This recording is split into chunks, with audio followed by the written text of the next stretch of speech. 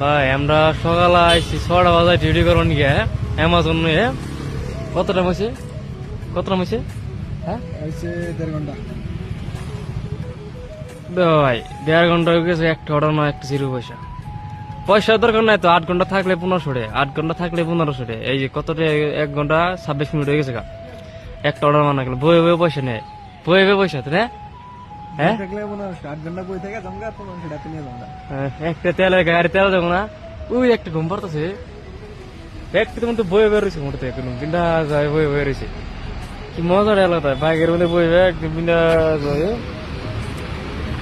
ওই জায়গাটা বলছে ওই যে একটা আমাকে ভাই একটা মালে ব্যস্ত মজা না কাম করে হ্যাঁ মজা।